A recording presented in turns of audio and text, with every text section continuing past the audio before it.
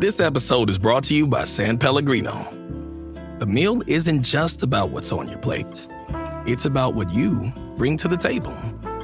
San Pellegrino believes the table is where the best of life happens. That's what makes gathering around it so rich and rewarding. And with their unique sparkling natural mineral water, San Pellegrino brings its best so you can bring yours. Ryan Reynolds here from Mint Mobile.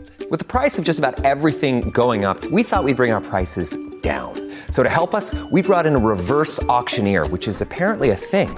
Mint Mobile Unlimited Premium Wireless. How to get 30, 30, bit to get 30, bit to get 20, 20, 20, bit to get 20, 20, bit to get 15, 15, 15, 15, just $15 a month? Sold! Give it a try at mintmobile.com/switch. Upfront payment of $45 for 3-month plan, equivalent to $15 per month required. New customer offer for first 3 months only. Speed slow after 35 gigabytes if network's busy. Taxes and fees extra. See mintmobile.com. After Zoomies at the dog park, it's time for Drive Up at Target. In goes a big bag of kibble and one squeaky chicken toy for the good boy. Drive Up that's ready when you are. Only in the Target app. Just tap Target. If you went on a road trip and you didn't stop for a Big Mac or drop a crispy fry between the car seats or use your McDonald's bag as a placemat, then that wasn't a road trip. It was just a really long drive. Ba-da-ba-ba-ba. At participating McDonald's. Are you still quoting 30-year-old movies? Have you said cool beans in the past 90 days? Do you think Discover isn't widely accepted? If this sounds like you, you're stuck in the past. Discover is accepted at 99% of places that take credit cards nationwide. And every time you make a purchase with your card, you automatically earn cash back. Welcome to the now. It pays to Discover. Learn more at discover.com/creditcard. Based on the February 2024 Nielsen report.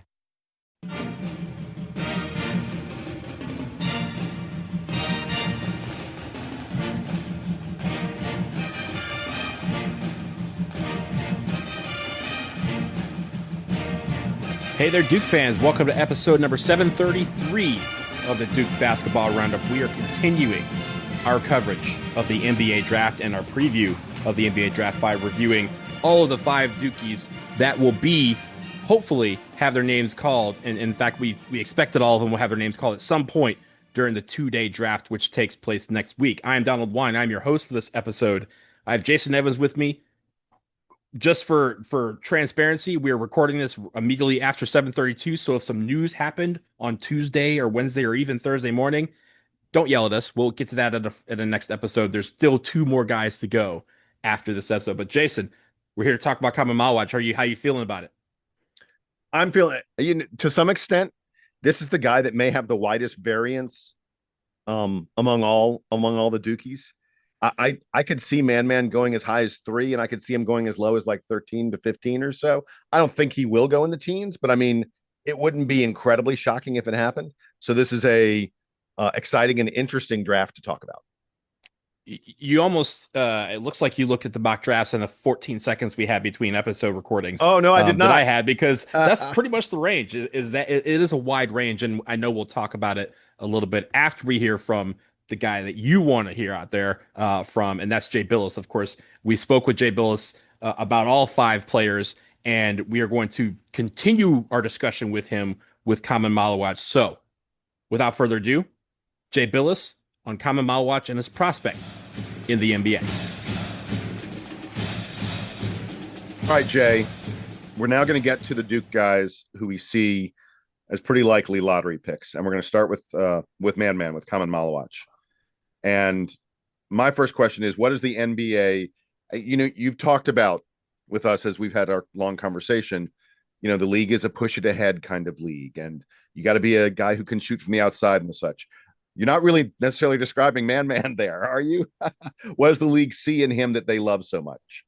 Well, they see a guy who has a lot of runway in front of him with his size, his length, his ability to block shots and to affect play around the rim. He's a big time lob threat, both from the dunker spot and setting screens and rolling to the basket. I do think he has the ability to stretch it and make an open 3. I've seen him do it. He didn't do it a ton in games, but with some work, and I know he's doing a lot of that work right now. I think that's something he can add to his game. I mean, I would not be surprised to see him taken in the top 6 picks. I think that's entirely possible. And because he does, as a big guy, and you've seen more centers over the last couple of years, maybe a little bit longer than that, further back, that are really valuable pieces to winning teams. You got to, protecting the rim in that league is a big deal, and he can do that, and he runs well. He doesn't get pushed around. He's got a lot of ability, and I think you're looking at a top 10 player, maybe even a top 5 or 6 guy. And what does the league see or what does the league want to see more of from Man? How does he, what are his deficiencies that he needs to work on? Just like any young big guy, I think continuing to get stronger, working on his lower base, and footwork. I think he can improve as an offensive player. Like, his hands are so good that, and he's got a fluid stroke. He makes his free throws, and I think he's going to be able to be a consistent shooter, that where you're actually going to have to get out and get a hand up on him. You're not going to play off him and dare him to shoot all the time. But he's such a young player. He's got a long way to go, and I think that makes him in a way even more attractive, because you see a much higher ceiling for him. I want to get to his role that you project for him in the league, but I want to focus more on the offense. I think we all kind of know generally on defense what he brings to the table, but on offense, where do you think he slots into whatever team he gets drafted to?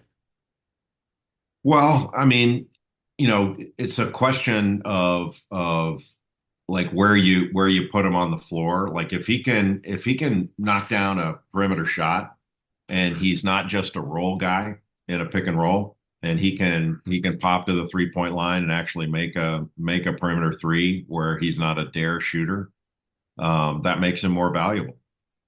But in a spread game, when he sets the screen and rolls to the basket, you better pick him up, because they can throw it as high as they want, and you can go up and get it.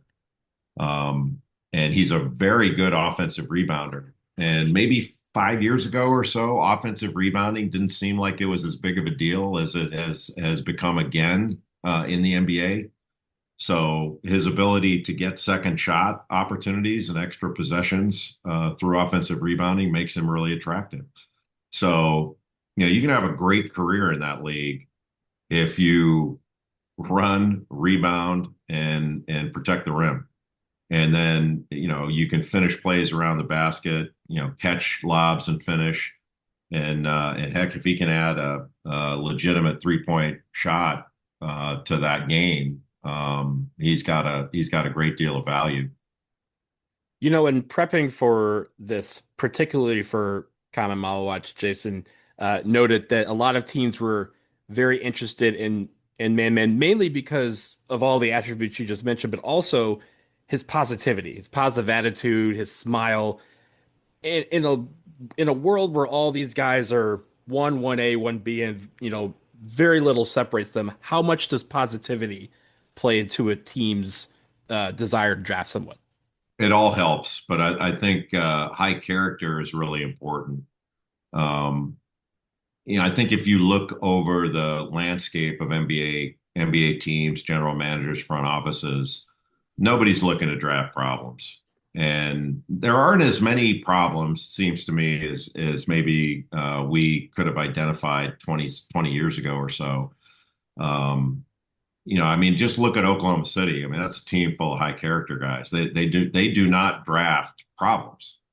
So let somebody else have the problems. They want high character guys that are gonna work together for a common goal. And look what they've done. Nobody's questioning the want to of those guys, and they're willing to play roles, and everybody plays hard. They play hard together, and Maluach has shown he can do that. Like, the way he played in the Olympics, especially in that friendly against the United States, he showed a lot of ability, and he showed it even more so, I think, at Duke with great consistency. I think he wound up being the top shot blocker on the team. I can't remember what the numbers were after the last game against Houston, but I think he wound up taking that away from Cooper Flagg. But excellent rebounder and offensive rebounder. I mean, he's got all the attributes you want. But I think what you're pointing out is also a huge check mark in the positive category for Maluach.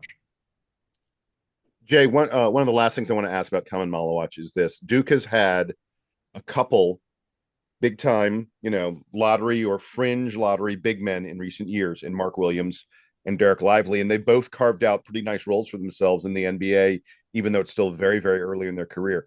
Compare those three guys. Who has the highest upside? Mark Williams, Derek Lively, Khaman Maluach. I think Lively did. Lively kind of got a bad rap. He was injured coming into Duke and got off to somewhat of a slow start because he was the number one player. He took a lot of heat. And I remember getting phone calls from some of the colleagues I have saying, now explain to me why he was the number one player. And again, hold on, wait till he gets healthy. He's really good. And toward the end of the year, Duke doesn't do what they did that year without Lively taking that role. And I feel a little bit the same about Maluach this year, that while Cooper Flagg and Con Knipple took most of the headlines, and rightfully so, nobody's arguing that point, they don't advance as far as they did without Maluach patrolling the middle and protecting the rim and offensive rebounding, all the things that he did. And I think he got better and better throughout the course of the year and more confident. And I don't see that stopping. I think he's probably a little bit ahead of Mark Williams at this point of his career. And Williams has had some injury issues that have slowed him down a little bit. Still a really good player, but I would probably go Lively, Maluach, Williams. Pretty good trio to be in. Yeah, not bad at all. All right, time for the over-under. I set it at pick number 8. Let's say this: Man go 1 to 7, or does he go 8 or beyond? What's your thought? 1 to 7. Real? I think he'll be gone by 8. I do. Now somebody's not gonna be in that's gonna be really good. But I think if you compare like him and Derek Queen in Maryland, I would take Maluach. Some may depend on need, like Trey Johnson of Texas, as a shooter. Maybe you want a shooter first, a guy who's a perimeter scorer. That could certainly happen, but I don't see him lasting in number 8.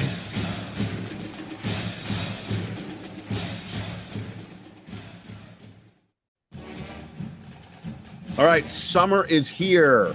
More sun, more light, more time to do all the things that make summer so special. And the number one thing that you don't want to be doing all summer, spending hours cooking inside. That is where Factor comes in. That's right, Jason. Factor's chef-crafted, dietitian-approved meals are ready in just 2 minutes, taking the hassle out of eating well. With 45 weekly menu options, you could pick gourmet meals that fit your goals. It's easy to savor more this summer. Factor meals pack in the flavor with none of the fuss. You can get outside instead of prepping and cooking indoors. Man, that sounds really good. Get started, folks, at factormeals.com/DukeBB50 off. Use the code DukeBB50 off to get 50% off plus free shipping on your first box. That code again, DukeBB50 off at factormeals.com/DukeBB50 off for 50% off plus free shipping. Again, factormeals.com/DukeBB50 off.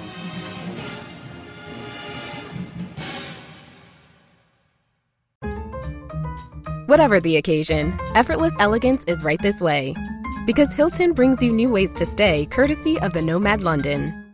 And it doesn't stop at award-winning dining in a space draped in velvet and illuminated by vintage chandeliers. No, this day goes beyond with unparalleled personalized service and attentive hospitality. Oh, and did we mention the Nomad London can be booked using your Hilton Honors points at Hilton.com? Hilton, for this day. This episode is brought to you by Indeed. When your computer breaks, you don't wait for it to magically start working again. You fix the problem. So why wait to hire the people your company desperately needs? Use Indeed's sponsored jobs to hire top talent fast. And even better, you only pay for results. There's no need to wait. Speed up your hiring with a $75 sponsored job credit at Indeed.com/podcast. Terms and conditions apply. This episode is brought to you by State Farm.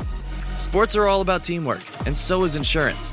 Whether you need an in-person or digital assist, State Farm is there to help you choose the right coverage for your home, car, and more. Get a game plan that helps fit your life and talk to State Farm today. State Farm with the assist. Coverage options are selected by the customer. Availability and eligibility vary by state. This episode is brought to you by Polestar. There's only one true way to experience the all-electric luxury SUV Polestar 3, and that's to take a test drive. It can go from 0 to 60 in as little as 4.8 seconds with the dynamic handling of a sports car. But to truly understand how it commands the road, you need to be behind the wheel. Up to 350 miles of range, the 3D surround sound system by Bowers & Wilkins. It's all something you have to experience to believe. So book your test drive for Polestar 3 today at Polestar.com.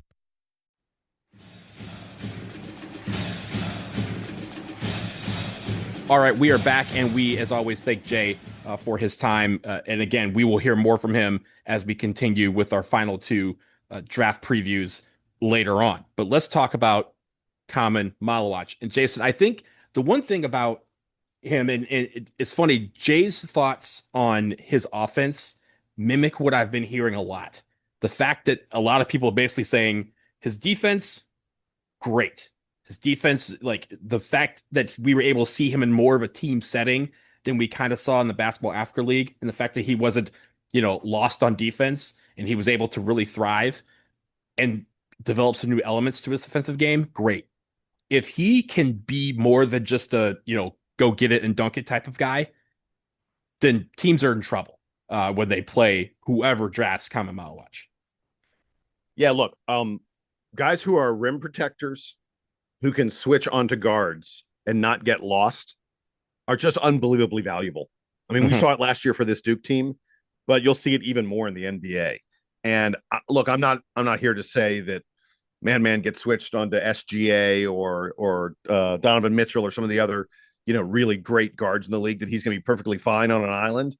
But he's going to be in fairly decent shape, and he's able to make such a difference around the rim on defense that I think NBA teams are going to be really, really intrigued. And you have to remember, this guy's been playing basketball for it's 5 years, 6 years. He started when he was 13. Like, he literally hadn't played basketball at all until he was about 13. And here we are. He does 1 year at Duke, and he's going to be a lottery pick. We think, guess there's this tiny chance that he falls out of the lottery. I think that'd be a little crazy if he did, but in any event, the degree that he has improved his game, and not just on defense, but also on offense, I think shows the height of his ceiling. If he develops the outside shot that we've seen glimpses of, if he gets to be a little bit of a better screener. I really noticed a lot this year that Man was not. Duke didn't use him. We used him a lot in the pick and roll, but it was more because we liked the roll than we liked the pick. Let's just put it that way. Mm-hmm. He gets to be a better screener. If he develops, even a modicum of a move that he can make in the post, this guy's going to be an all-star. There's just like no question about it, because the physical attributes and the defensive ability and the defensive mindset. By the way, he's a guy who, you see Man, he gets down in his, like a lot of big men defend up high. Man gets low. That's rare. If he's on a guard, he gets low. And he plays hard the whole time. And again, these are just things you don't find in a lot of big men. I think, God, if I was an NBA team drafting third, I would have to take a long look at this guy, because he may be, I don't want to use the word unicorn, but he may be something truly unusual that the NBA just doesn't have very much of. It's funny, right? Because in the NBA, I think the one thing you asked the question about comparing him to is he more of a prototype of a Derek Lively or a Mark Williams, right? We've seen Right. those type of and to their credit, both of them are slightly different in their approaches to their game on offense. On defense, I think they have similar traits, but again, they're two different guys. I think it's funny that if you go back to this time last year, who was teaching Khaman Maluach how to play offense? It was Derek Lively. It was Lively, yeah. And the fact that he was telling him how to roll off of pick, how to roll, off of a defender to the basket with the ball to turn and make it where you keep the ball high in the air because you're 7'2" and nobody else on the court's going to be bigger than you except maybe the other guy facing you. Like, how do you keep the ball in the air so that you don't get it stripped? And we saw early on that he was learning how to do that. But he finally figured out as the year went on how to keep the ball high, how to turn around. And we saw a couple of elements to the offensive game that are clearly neat work, but had progressed so much from what we saw at the beginning of the season. I think that is what teams really like, is the fact that he's still kind of a blank canvas that you can shape into a work of art.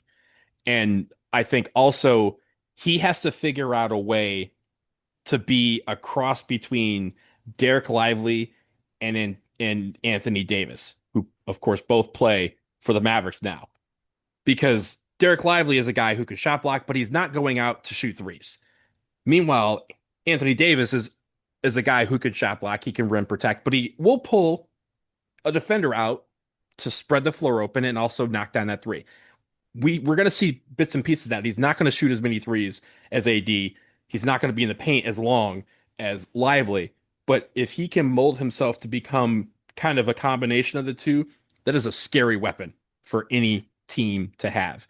And I really look at that progression and know that, what we saw last summer was a guy who was very raw on offense and a guy later on who also at the beginning of the season, Jason, remember we had Malik Brown would come in and that's when we would really do switches 1-5. We finally got it to the point where Man was able to switch 1-5. And yeah, like you said, he's not going to be asked to guard SGA often, but there's a chance that he may be on him for a few seconds just to kind of make sure that the defense around him can reset and then he gets back to his position. I think the one thing that the NBA will really love about him, that I loved about him all year, his motor was always running. Like he's not slow. He's getting down the floor quick. He had, how many times did he have it where he blocked a shot and then got the dunk on the other end? That is a Derek Lively trait, right? We saw a lot of that with him. And I love when that happens because we get to say that he created his own offense on the defensive end of the floor. And I think teams love that. So I'm really high on him. I think his upside still is tremendous. And I don't really see any deficiencies other than the fact that, if his 3-point shot doesn't really develop to something that they can use often, it limits how much a team can use him on offense. But the defensive part is there, and you can see the positive outlook he has on himself can permeate and really make it where he's coachable. And the NBA always loves guys that are coachable. Man, I don't know that there's that much more we can say about this guy. You want to do over under? Yeah. So here's the thing. I mentioned these mock drafts that I looked at, and our over under, Jason, that we gave Jay Bilas was 8. And which is great because in the NBA.com, they have like a consensus mock draft. They kind of take all these mock drafts and put them all together. He's listed as 8th there. But as you kind of alluded to at the top of the show, there is a wide range. So I'm going to go through that very quickly before I ask you where he slots in. Bleacher Report has him going number 4 to the Hornets. Yahoo has him going 7th to the 76ers. ESPN and CBS have him going 8th to the Nets. Sports Illustrated and The Athletic have him going 9th to the Raptors. Net Scouts have him going 10th to the Rockets. And The Ringer has him going 12th to the Chicago Bulls. So basically the range, 4 to 12, meet in the middle, that's number 8. So this is a clear consensus here that a lot of people think that he's going to be somewhere in that range. But Jason, I say to you, over under, do you think he goes 1 through 8 or does he go 9 or lower? So if you give me the 8, if you said 1 through 7, I might be tempted to go the over. No, that's not really true because I think he goes before 7. But yes, I will definitely take the under. You heard Jay Bilas when we gave this to him. He didn't even hesitate. He was like, "Yeah, 1 through 7 for sure." There wasn't even a hint of any consideration on his part about that number. So I'm with Jay. He's going to go in the top 7. I agree with you. I think he goes 1 through 8.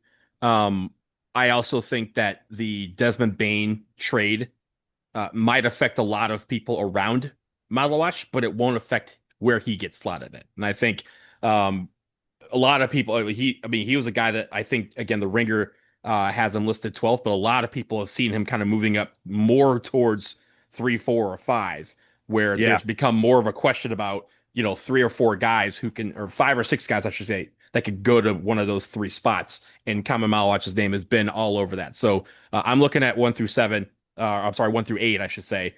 And let's hope we're right, Jason, because I'd be super stoked for him to go in the top, 8 picks of this deep draft. A guy that we hadn't really heard of a year ago until we saw this kid in the Basketball Africa League that they said was going to the Olympics and was going to face some of these guys on Team USA, to now being in the top 8 of the NBA draft. Like, cannot smile more for this kid. So really hoping that he does well. Well, and speaking of the smile, I mean, like, I think that's one of the things that helps him out. We asked Jay about it, but I think the fact that Man is known as a hard worker who has a great attitude and a positive force in your locker room, with his natural gifts, NBA teams can be like, yeah, this is an easy choice.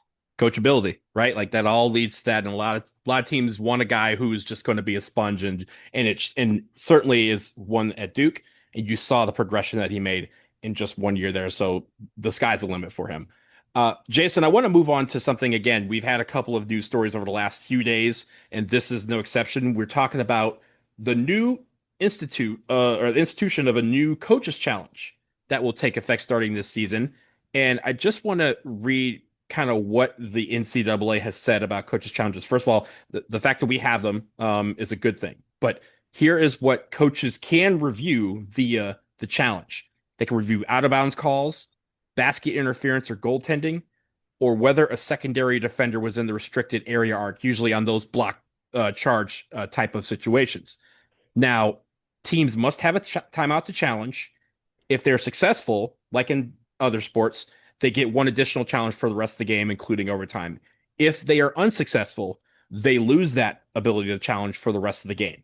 And they also, this eliminates the referee's ability to initiate video reviews in the last 2 minutes on out of bounds plays. This is something that has really slowed the game down over the last few years, and they have basically instituted the coaches challenge to kind of eliminate that delay of game by asking for reviews of out of bounds plays and time and stuff like that. Those are things that would go to a coach's challenge. So, Jason, first of all, do you think this is a good thing for college basketball? We'll talk about some of the other nitpicky rules additions to it, but in essence, the coach's challenge leaves it in the hands of the coaches to make these decisions as opposed to the referees. Yeah, for the most part, I do think it is a very good thing that we just didn't need the constant interruptions in the action in the final final 2 minutes. It was distracting from the excitement of the game. It was giving players a little bit more of a break when fatigue should have been more of a factor. And frankly, I think that a lot of the time they were reviewing things. I was like, that doesn't need to be reviewed, even if it's a really, really close call. Like, the thing that drove me crazy was a ball gets tipped out of bounds on a rebound, and they would look at whether the guy behind had tipped it out or the rebounder had tipped it out. And for years and years, the way that has always worked is the guy who has the rebounding position gets the call, that he gets the ball. Yeah, tie goes to him, essentially. Yeah. Essentially, if 2 guys go up for it and it gets tipped out, the guy who had rebounding position gets the ball. And yet in the final 2 minutes, they would go look at these replays and they go, oh no, look at that. The guy who had good position, his fingernail was on it last. And I was just like, that's not the spirit of the game. That's not the way that call gets called the other 95% of the game. And so suddenly we're changing things up in the final couple minutes. So I didn't like that happening. I actually kind of think this rule could be, I actually wish coaches had maybe one more challenge, or maybe just give them all two. Only having one and then you have to earn the second one may make coaches really gun shy. And there certainly are some, some block and charge calls or some out of bounds calls and things like that. Where if I was a coach, I'd want, do I risk losing all my challenges on this one moment? I think that's a very difficult kind of thing. So I wish the coaches had maybe one more, but I'm glad that we are doing away with the incessant monitor reviews that we used to have. I don't necessarily think that it will make coaches more gun shy in the sense of using it, because I think just like in other sports that only have one, they like to save those for the end. If there's, an egregious call in the first 10 minutes of the game, then yeah, sure, maybe use it. But they usually like to save that for when it could matter, right? Inside those 2 minutes where an out of bounds play could decide whether you have the ball up one as opposed to playing defense up one, right? That sort of thing. And so I see where that's going. It also takes it takes it out of the hands of the referees, where literally the referee, anytime somebody would do the sign for review, they would just all of a sudden say, "Oh, they asked for a review. We'll just give it to them." And like you said, that really bogged things down. I think the other thing that this rule does, because part of it is that they have a limit of the time spent at the monitor.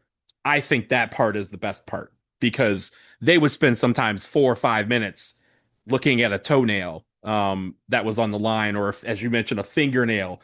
Whose fingernail was it that touched the ball last? And I think if it's in a review situation, yeah, there's going to be some bang bang calls or really close plays, but a lot of those are usually pretty identifiable in the first 30 seconds. And so taking a limited time, and they didn't say what that time limit would be, but to limit the amount of time they spend at the monitor nitpicking over minute details and frame by frame Zapruder film style reviews, that is going to speed up the game quite a bit as well.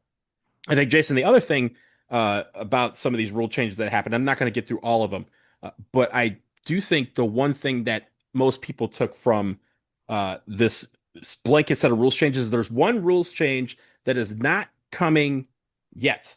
And that is the move from halves to quarters. And the men's college basketball, is the only entity left that is doing halves still. The women moved to quarters years ago.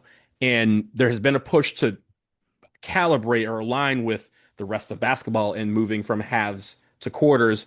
And they said, while they're not doing it now, they're creating a committee to look at it, and they'll make something in due course. They That's should what go ahead and always change it. do. It's such a pain in the rear. Oh my God. I mean, I'm sure they can put whoever they want on this committee. I'm sure all of them are going to say everybody else is doing quarters. I don't understand why we can't. Even Ken Pom measures his stats in quarters at the very top of his stat sheet. So I mean, it's something that I think is bound to happen. I'm surprised that it's not taken effect this year, but it feels like it's going to be something that will be in place starting in 2026. So the one thing about quarters that you do need to consider is that the NCAA currently has those mandatory timeouts after Correct. the 16-minute, 12-minute, 8-minute, and 4-minute mark. You'll need to eliminate one of those if you go to quarters. And that part of the consideration here may be, okay, we need to figure out exactly where we do these timeouts and the such, if we're going to have a quarter break, or maybe you don't eliminate it and then you just get an extra commercial break, which I'm sure the NCAA's media partners would enjoy. Well, that's exactly what they're looking at. And they're probably looking at something similar to the NBA, but of course the NBA has 48 minutes of basketball as opposed to 40. So how do you fit in that break? But I think that's something what they're looking at is to try and figure out how to keep those media outlets happy with the reduction. I guess not even a reduction in time. They get a mandated one at the end of the quarter, right? So you have that one, but how do you stick an extra one in between those quarters to make it where it all evens out for them? There's one other rule that we should just briefly mention so people are aware of it, because you're going to start seeing this in games right away. College basketball has instituted something that appears to be very similar to the NBA's continuation rule. It used to be guys like going up for a shot and the ref would blow the whistle, go, no, he was on the floor. And you're like, really? No. Well, now that has gone away.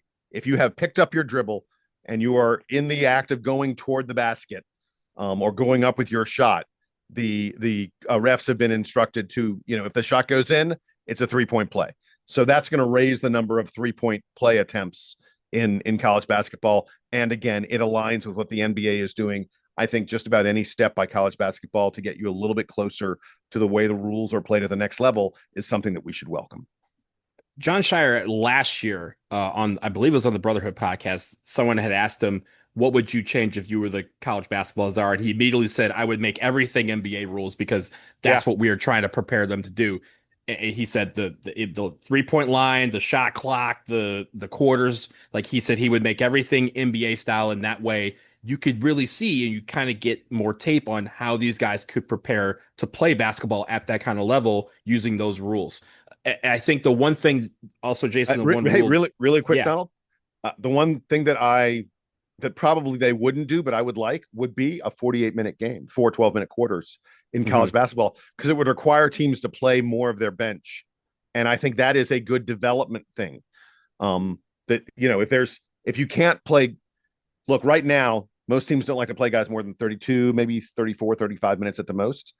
Well, if there's 13 extra minutes there, that's more time that you can play and develop a bench and make, some of those players who are your 9th, 10th man into better players, as opposed to now where there are plenty of teams, and look, Duke is among them. They go, okay, we're 7, we're good, 8, 9, 10. We don't really need you that much in competitive games. That would go away in a 48-minute game, and I'd like to see that. Yes, that's an interesting point. On the flip side, there are probably some purists out there, at least college basketball purists, who will say that will create more garbage time basketball, right? That's that NBA like middle time where people just turn it off and go somewhere else. I think there's pros and cons to both. The one thing I was surprised that the NBA, other than the quarters, that they did not institute, there was a lot of push to create one universal ball for college basketball, and they did not elect to do that. So you still have your Nike basketballs, your Adidas basketballs, Wilson and Spalding. I think it's Wilson in the NCAA tournament. A lot of people were pushing to say, if we're using this ball in the NCAA tournament, make everybody use the same basketball all year round in every game.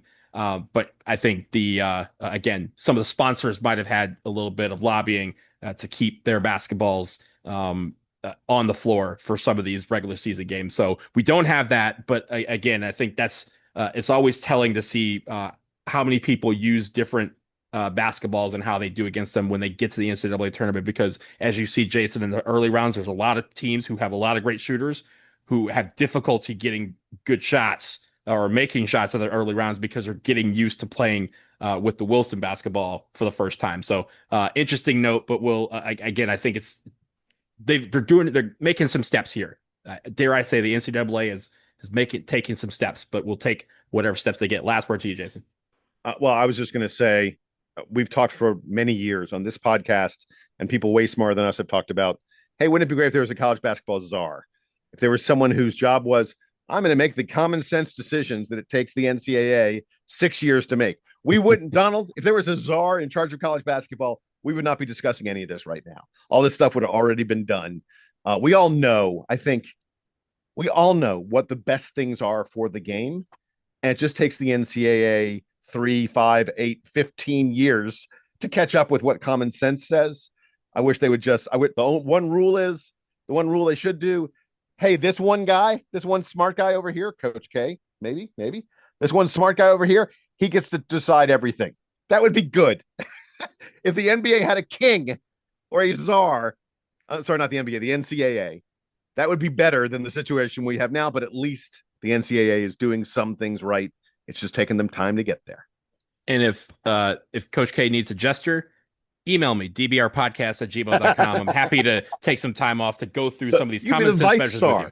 You can be the vice czar. I will. That doesn't roll off the tongue as much. I'll go with gesture. I can clown. I can get pizzas like nobody's business. And people got to eat, as they say, at Gone in 60 Seconds. That will do it on this episode of Duke Basketball Roundup. Again, we will be back very, very soon. We got 2 more NBA draft previews of Con Knipple and Cooper Flagg. And then, of course, the NBA draft is next week. So you will be hearing from us quite a bit between now and next Friday. So until then, he's Jason, I'm Donald, and now it is time for the Duke Band. They're playing us out and taking us home.